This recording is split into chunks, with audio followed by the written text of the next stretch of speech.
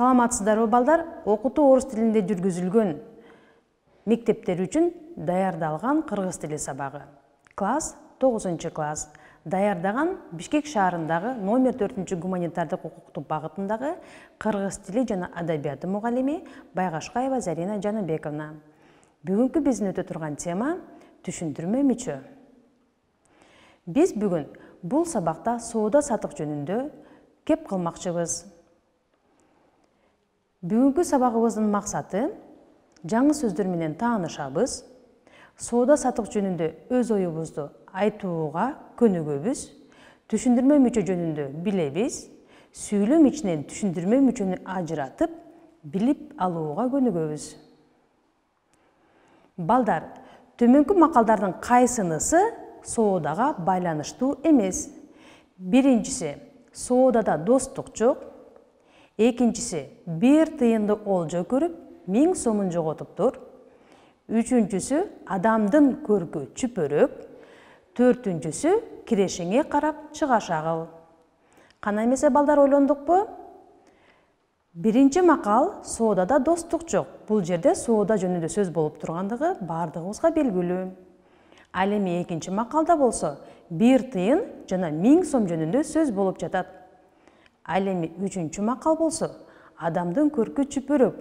Бул жерде эч кандай соодага тиешелүү сөздү көрүүгө болбойт. Ал эми төртүнчү болсо, кирешеге карап чыгаш агыл. Киреше жана чыгаша бул соода сатыкта кездешүүчү сөздөр экен. Бүгүн балдар сабактын жүрүшүндө төмөндөгүдөй жаңы сөздөр менен таанышабыз. Соода борбору, дүккөн, базар, соода, соода кылуу. Бул текстти кунт коюп угуп, түшүндүрмө мүчөгө көңүл бурабыз. Апал сатуучу эже дүкөндө көптөн бери иштейт. Ал мыкты сатуучу. Биздин үй бүлө дайыма ошол дүкөндөн соода сатык жасайбыз.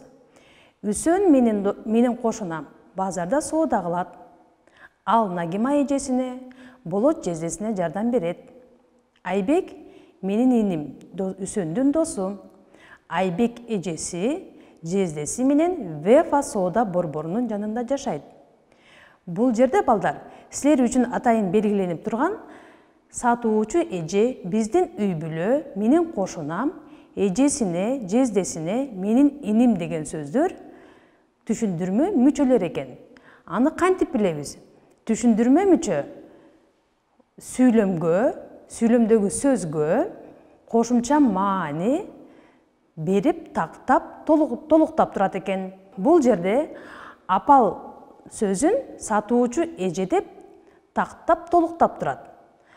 Болбосо, апал дүкөндө көптөн бери иштейт деп деле айтып койсок болот. Бирок биз апал сөзүнө тактоо, толуктоо иретинде сатуучу эже деген түшүндүрмө мүчөнү киргиздик. Муну менен биз апалдын сатуучу адам экендигин дагы бир жолу тастыктап билдик.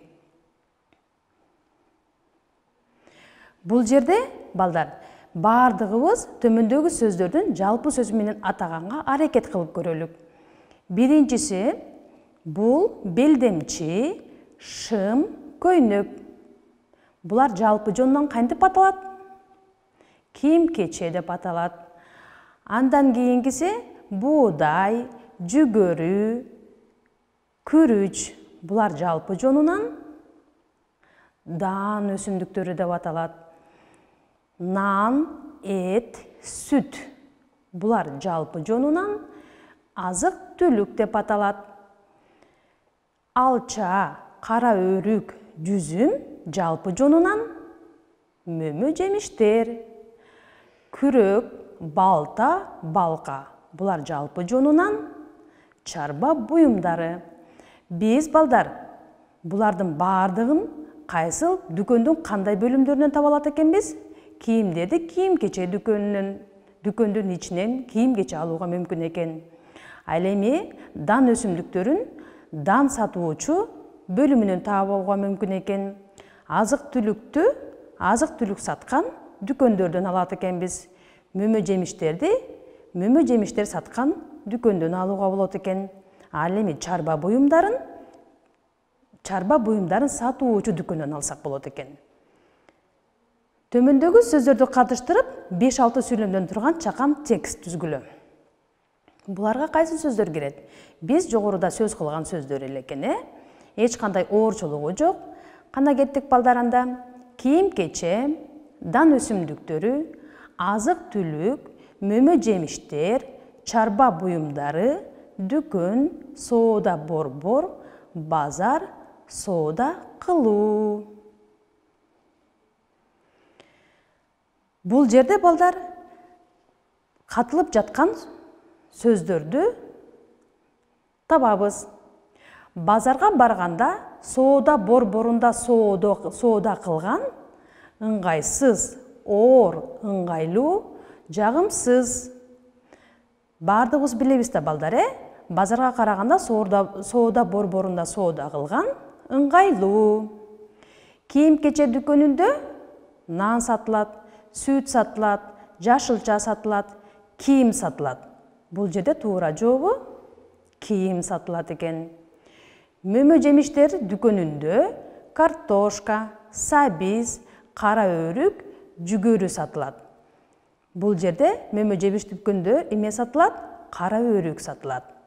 Айыл чарба техникаларына Жигули, Passat, трактор, танка, комбайн кирет. Бардыгыбыз билет болушубуз керек, бул жерде трактор, комбайн айыл чарба техникаларына кирет. Ал эми бул жерден төмөнкү сөздөрдүн синонимин, антонимин тапкыла. Кызыл түстө белгиленип турган сөздөрдүн синонимин табабыз, ал эми жашыл түстө белгиленип турган сөздөрдүн антонимдерин табабыз. Үлгүдө көрүнүп турат балдар, бирге бул чогуу. Ишкана сөзүнүн синоними мекеме. Азык-түлүк сөзүнүн синоними тамак-аш. Унаа сөзүнүн синоними араба. Борбор сөзүнүн синоними дал ортосу. Өлкө сөзүнүн синоними мамлекет. Тыйын сөзүнүн синоними акча. Биз синонимдерди таптык, анда эмесе антонимдерге кезек келди. Жаңы, эски, таза, кир, киреше, чыгаша, ашык, кем, сат, сатпа, кызыктуу, кызыксыз. Балдар, бүгүнкү сабагыбызды жыйынтыктоо иретинде түшүндүрмө сөздөр менен сүйлөмдөрдү толуктайбыз. Биз кантип толукташыбыз керек экендигин мен сиздерге азыр түшүндүрүп берем. Бул сүйлөмдөрдүн алдында таяныч сөздөр даяр. Кошунам Айгүл, сиңдим экөөбүз, Мамат карыянын баласы, Айгүл менен иниси деген таяныч сөздөрдү боштуктардын ордуна туура коебуз. Биз белектер саткан дүкөнгө кирдик. Бул жерде биз сөзүн тактап толуктап туруучу сөз сиңдим экөөбүз. Бул дүкөндөн классташыма жолугуп калдым. Бул дүкөндөн мен Айгүл классташыма жолугуп калдым. Иниси дүкөндө апасына жардам берип жатышыптыр. Алар Айгүл менен иниси дүкөндө апасына жардам берип жүрүшүптүр. Ал эми китеп дүкөнүндө кызыктуу китептер сатылат. Ал жерде Касым иштейт. Касым Мамат карыянын баласы экендигин бизге тактап толуктап берип жатат. Өмүрбек кошунам соода борборунда соода кылат. Өмүрбек сөзүн тактап толуктап туруучу сөз кошунам. Балдар, эгер бүгүнкү сабак сиздерге жакса, же сиздерде кандайдыр бир суроолор болсо, же сабакка жеткиликтүү деңгээлде түшүнө албай калсаңыздар, төмөндөгүдө быйтыкчалар менен белгилеп койсоңуздар болот. Балдар, силер үйдөн үй тапшырма аткарышыңыздар керек. Ал үйгө бериле турган тапшырма, үйдөн сиздер аткара турган тапшырма, базарда мага жаккан соода борбору, азык түлүк дүкөнү деген темалардын бирин тандап алып, татаал сүйлөмдөр менен диалог түзөбүз. Саламатта калыңыздар. Көрүшкөнчө.